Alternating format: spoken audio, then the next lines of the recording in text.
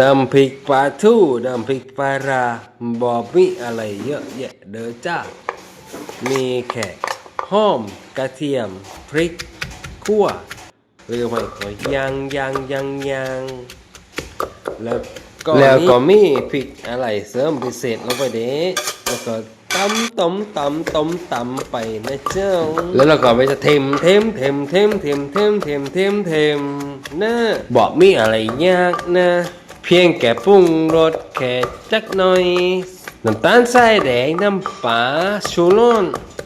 สัก2 กิโลนะข่อยบ่ฮู้ดอกว่าสาวสิเป็นจังได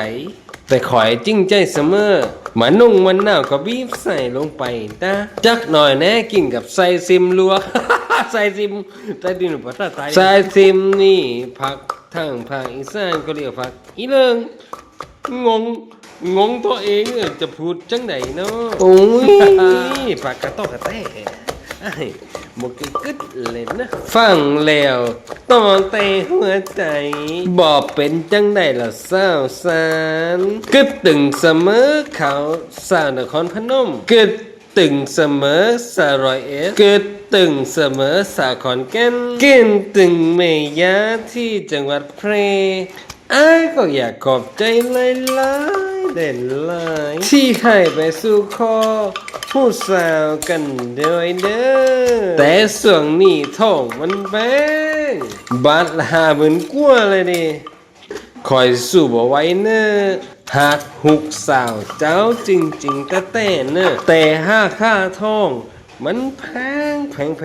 คอยหักหุกเจ้าเสาแล้วขออนุญาตบ่ได้ตกท่องแพงในเนอคนเฮาฮักกันห่วมสร้างกันให้พ่อแม่พี่น้องช่วยเห็นใจกันได้บ่นอคอยก็ฮักสาวอีสานสอบสาวอีสานสาวเหนือคอยก็สอบเด้อย่าตกช่องแพงนักเลงเด้อบ่เนาะเพราะว่าข่อยบ่มีเงินจักบาทเด้ผูกข้อไม้ข้อมือได้บ่เนาะอีพ่ออีแม่